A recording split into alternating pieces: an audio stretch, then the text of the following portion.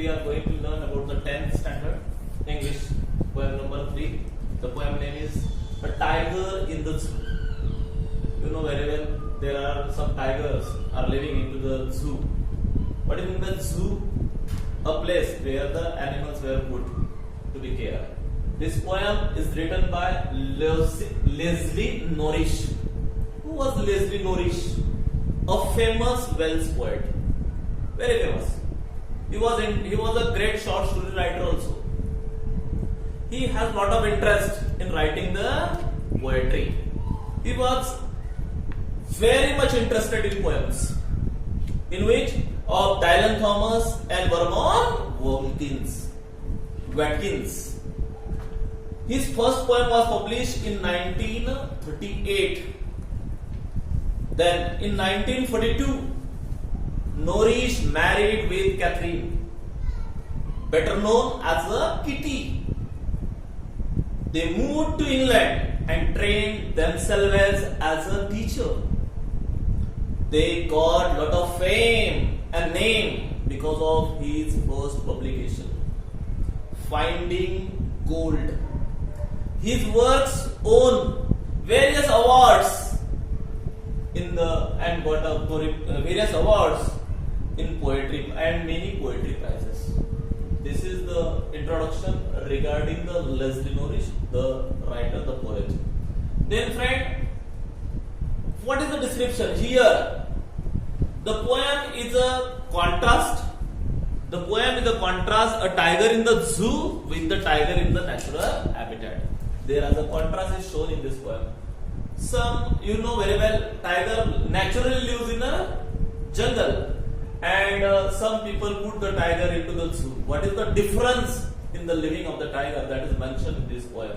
Now see the first paragraph. He stalks in his vivid stripes the few steps of his cage on the pad of a velvet quiet in his quiet range. तो चलो friend, थोड़े से words यहाँ पे difficult words है. स्टाल्क्स मतलब to walk, vivid मतलब clear, strips मतलब the lining on the body of the tiger. You know very well, long lines on his body. तो टाइगर बोले क्या कर रहा था? ही वॉक्स इन हिज विविड स्ट्राइप्स, मतलब उसके दिख रहा था हमको क्लियर, टाइगर चल रहा है, उसके बॉडी के ऊपर उसकी लाइंस भी हमको क्लियरली दिखाई दे रही थी. A few step of his cage, कैसा चल रहा था? उसके केज में चल रहा था, और फ्यू स्टेप चल रहा था इधर से उधर और इधर से उधर, स्लोली चल रहा था. On pads of velvet quiet, मतलब what is by velvet quiet? Pads of velvet quiet. Pads मतलब वहां पे एक चादर ऐसी नीचे रखाई थी, बिछाना बोलते हैं उसको, वेलवेट का बिछाना या गद्दा, उसके ऊपर वो चल रहा था. ऑन हिज क्वाइट रेज, मतलब कैसा दिख रहा है वो? तो क्वाइट दिख रहा है, शांत दिख रहा है, ऐसे स्लोली चल रहा है इधर से उधर. ऐसे वो क्या कर रहा है? स्टाल्क्स कर रहा है, मतलब वॉक कर रहा है. तो इस पैराग्राफ में, इस स्टांजा में क्या बताया है पोएट ने कि देखो जो टाइगर था, कहाँ का? केज में का, वो हैप्पी नहीं है. एक्चुअली नीचे एक मखमल का गद्दा लगाया है, लेकिन still he was not satisfied. He was walking slowly there, not showing his pride. वो वहां पे उसका गर्व नहीं दिखा रहा है, कुछ नहीं. सिर्फ इतनी फैसिलिटी उसको अवेलेबल कर दी गई है काय में? केज में. फिर भी वो वहां पे क्या नहीं है? सेटिस्फाइड नहीं है. मतलब tiger always like to live into the natural habitats. मतलब जो टाइगर होता है वो हमेशा नेचुरल हैबिटेट्स में रहना चाहता है, लेकिन कुछ लोग उसको बंद करके पिंजरे में रखते हैं. उनको लगता है कि वहां पे वो बहुत खुश होता है. उसको फ्रीली क्या दिया जाता है? फूड ला के दिया जाता है, विदाउट एनी हार्डवर्क. जैसे उसको नेचुरल हैबिटेट में उसको हार्डवर्क करना पड़ता है to gain the food, but still he was happy there, and here he is not happy. ऐसा उस फर्स्ट स्टांजा में बताया गया है. चलो समझ में आया फर्स्ट स्टांजा? नाउ देखो थोड़ा सा इस फर्स्ट स्टांजा में अपन राइमिंग वर्ड्स वगैरह के बारे में देखेंगे. स्ट्रिप्स, तो इसका नाम देंगे हम ए. केज अलग प्रोनाउंसिएशन है, नाम देंगे बी. क्वाइट अलग नाम है, नाम देंगे सी. लेकिन द रेज सेम प्रोनाउंसिएशन है, cage rage, that's why B. तो यहाँ की राइमिंग स्कीम हुई A B C B. This is the the rhyming scheme of the first stanza. चलो राइमिंग वर्ड्स तो देखते हैं क्या क्या है। तो cage, rage, that is the rhyming words. चलो देखते हैं second stanza. he should be a lurking in shadow। अभी देखो यहाँ पे जो डिस्क्रिप्शन किया गया है फर्स्ट स्टांजा में, वो कहाँ का है? इन अ केज। कहाँ का है? इन अ केज। तो देखो सेकंड में इन फॉरेस्ट, कहाँ का डिस्क्रिप्शन दिया है? फॉरेस्ट का। तो मैंने आपको पहले ही बता दिया था, the poem is a contrast, a tiger in अ जू with a tiger in a natural habitat. यहाँ पे दो टाइगर की डिस्क्रिप्शन की है। एक टाइगर है केज में का, उसको each and every facilities provided by the people, but still he was not satisfied there. And in the second stanza, now he is living in a natural habitat. He should be a lurking in a shadow. What is the lurking? Hiding. Lurking का मतलब होता है hiding. देखो ये जो है, जो he word use किया है यहाँ पे, वो टाइगर के लिए यूज किया गया है। He should be lurking in a shadow of the many trees. वहां पे बहुत जंगल में ट्रीज होते हैं, बड़ा बड़ा ग्रास होता है, ग्रास में भी शैडो रहती है। तो शैडो में वो क्या हुआ है? छुपा हुआ है, लर्किंग कर रहा है, हाइडिंग कर रहा है। Sliding through the long grass, कैसे चल रहा है? बड़ी बड़ी घास है, जंगल में बहुत बड़ी बड़ी घास रहती है, किससे भी बड़ी? टाइगर से भी बड़ी। तो उसमें वो कैसे क्या कर रहा है? तो स्लाइडिंग, स्लाइडिंग का मतलब भी लर्किंग जैसा ही है। लर्किंग का मतलब मैंने बता दिया आपको, हाइडिंग। तो like that same condition, sliding का मतलब भी होता है hiding through the long grass. तो लॉन्ग ग्रास में हाइड करके चल रहा है, बराबर। वो काइटी शिकार में थोड़ा सा वो है, नियर द वाटर होल, जहां पे पानी का स्रोत होता है, जहां पे नदियां बहती है या कुछ पॉन्ड होगा, फॉरेस्ट में रहता है ऐसा। तो ऐसे सिचुएशन में तो वो वहां के नियर बाय घास फूस में या पेड़ों के पीछे या शैडो में वो हाइड कर रहा है खुद को, और राह देख रहा है।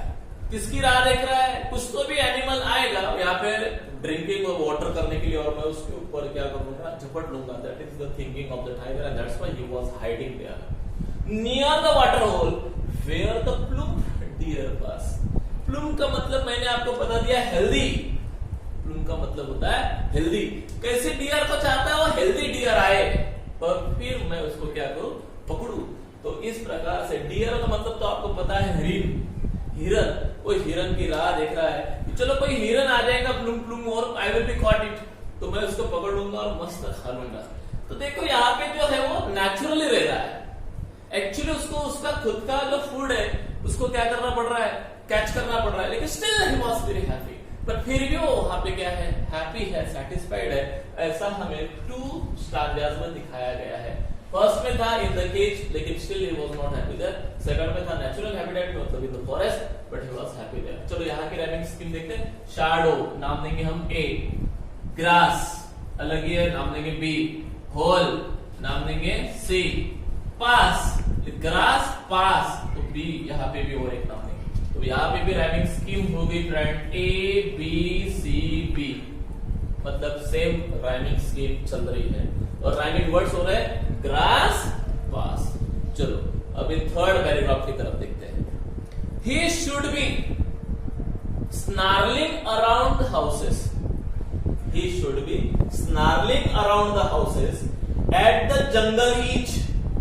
अभी ही मतलब कौन? तो टाइगर। जो टाइगर है वो क्या कर रहा है? Snarling around. What is snarling? मतलब roaring, roaring around the houses. कभी कभी क्या होता है, जंगल में जब उसको कुछ मिलता नहीं है तो वो कहां पे भी आता है? एक आधे विलेज के आजू बाजू भी आता है, और वहां पे वो रोअरिंग करता है। रोअरिंग क्यों करता है? ताकि वो फॉरेस्ट के आजू बाजू में जो विलेजेस होते हैं उन लोगों को भी उसका पता चले कि मैं हूं, मेरा अस्तित्व, वो खुद का अस्तित्व डेयरिंग दिखा रहा है, यानी मैं आपसे ग्रेट हूं, आपने हम लोगों को डरना चाहिए, टाइगर लोगों को। इस प्रकार से वो हमेशा बताता है, इसलिए वो रोअरिंग करता है। Around the houses, around the houses मतलब अराउंड द ऑल डायरेक्शन, वो सभी डायरेक्शन की तरफ वो मोड़ रहा है और ये कर रहा है, दिख रहा है। At the jungle each, each मतलब कॉर्नर, जंगल के कॉर्नर से वो आवाज दे रहा है, लोगों को थोड़ा सा डेयरिंग दिखा रहा है, लोगों को डरा धमका रहा है। ओके, कौन? तो the tiger in the forest. तो थर्ड पैराग्राफ में भी, थर्ड स्टांजा में भी डिस्क्रिप्शन है इन द फॉरेस्ट का।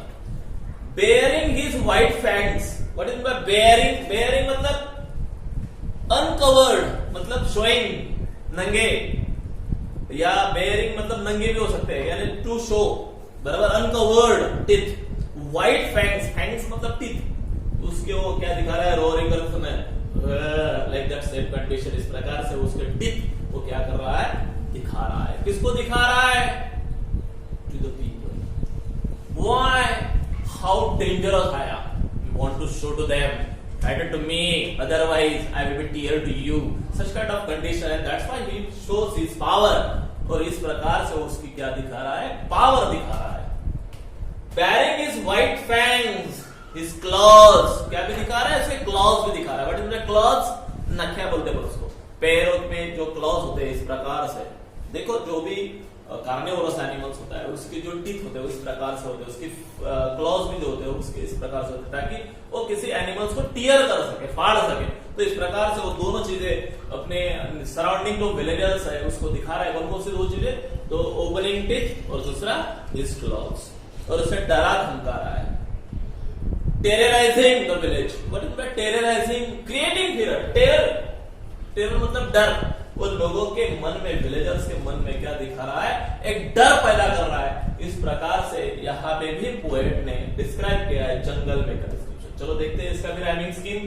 हाउसेस, ए नाम दिया मैंने उसको, ईच अलग है, बी नाम दिया, क्लॉज अलग है, सी नाम दिया, लेकिन विलेज, हाउसेस विलेज नहीं, एज विलेज, यस ये है तो B.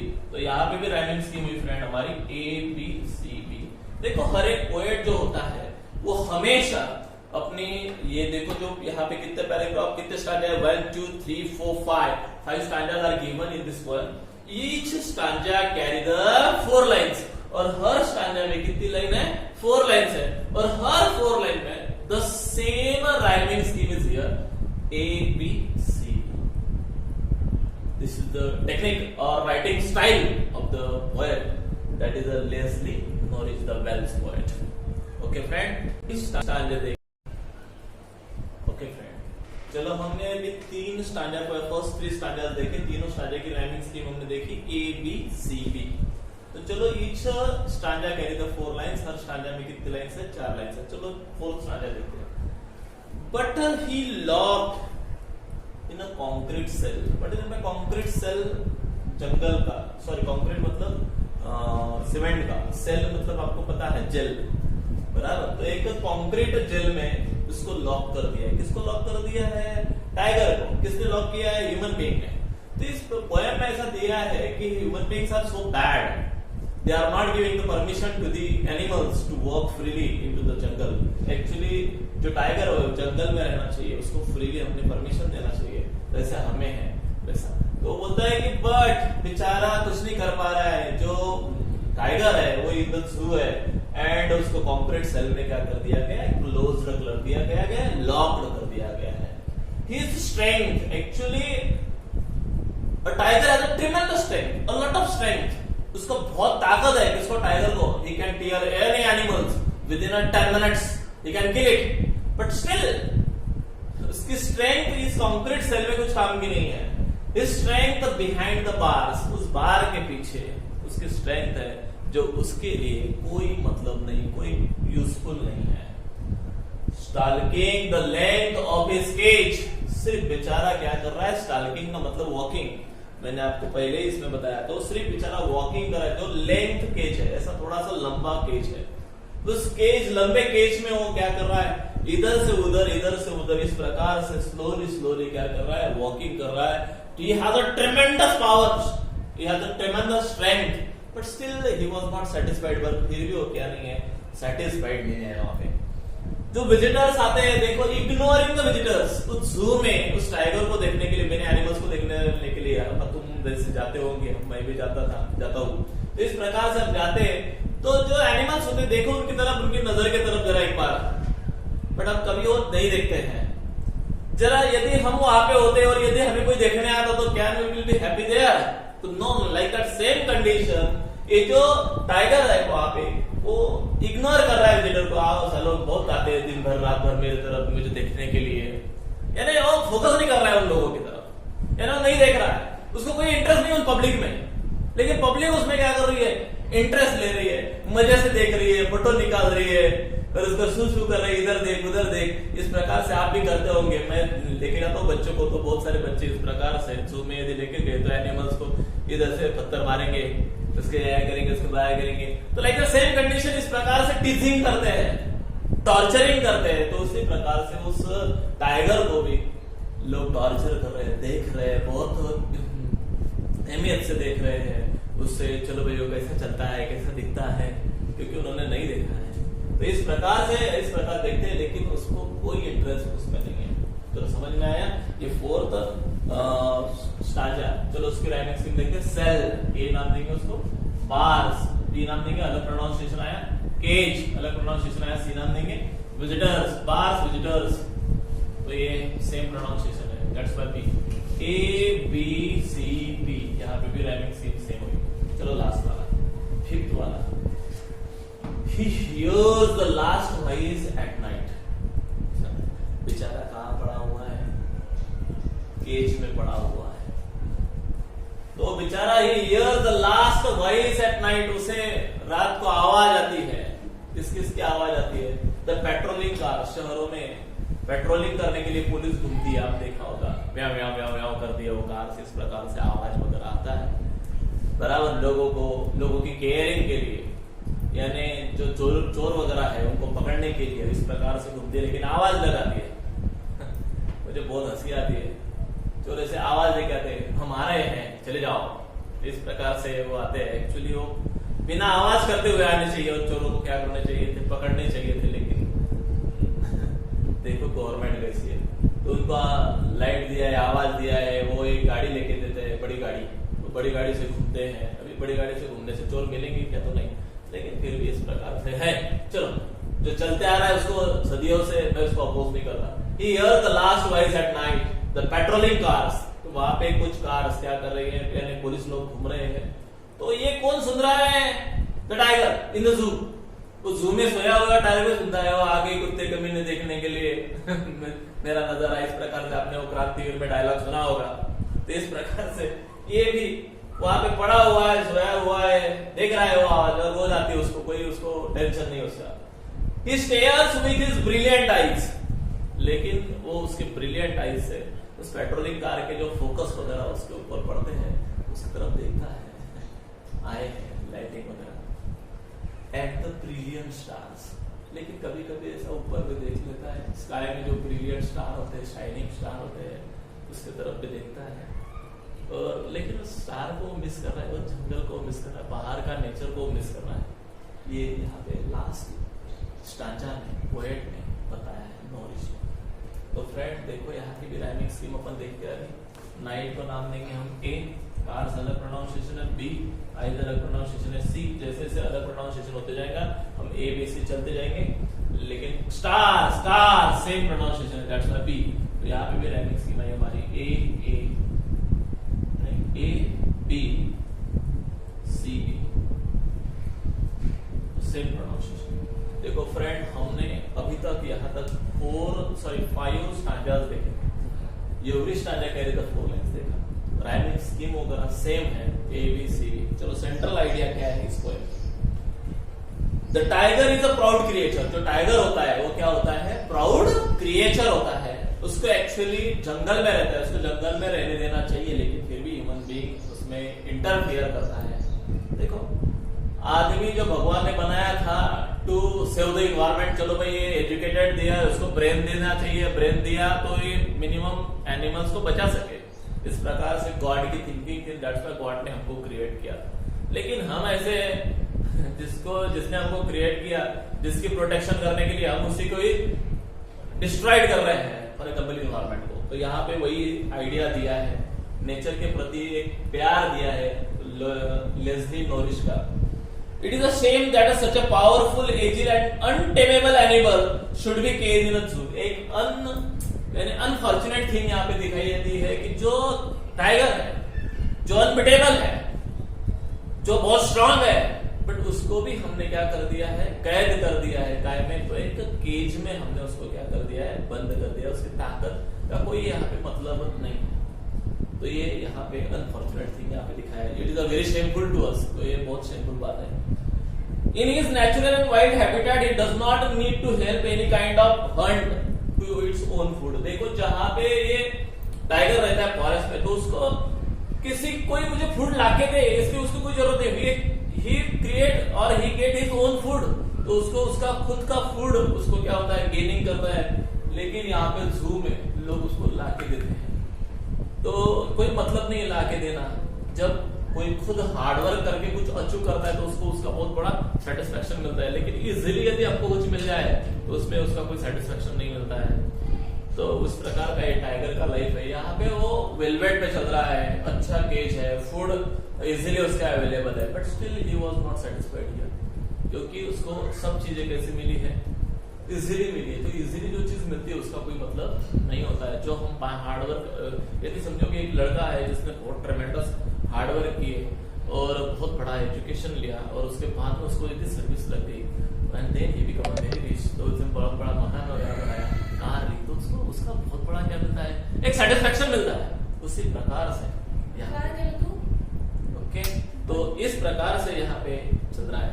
His hunting of deer at the water hole may seem rather cruel. तो वहां पे वो जो कर रहा है, ये क्रूअल बात हमें यहाँ पे दिखाई है, लेकिन एक्चुअली वो क्रूअल वहां पे नहीं है. तो उसकी वो देखो, हम देखते हैं कि वो बेचारे प्लूम्प डियर को खा रहा है, लेकिन वो नहीं खा रहा है, उसका वो फूड है. एक्चुअली उससे क्या होता है, वो कंट्रोलिंग द नेचर के ऊपर एक बहुत बड़ा क्या होता है, एक दूसरे के ऊपर नेचर में कंट्रोल किया जाता है. जैसे हर्बिवोरस एनिमल ज्यादा हो जाए तो कार्निवोरस एनिमल्स उसको खाते हैं, ग्रास ज्यादा हो जाए तो हर्बिवोरस एनिमल्स उसको खाते हैं. तो ये एक प्रकार का क्या है, साइकिल है, तो नेचर है. तो ये नेचर काम कर रहा है. इस प्रकार से यहाँ पे दिया गया है.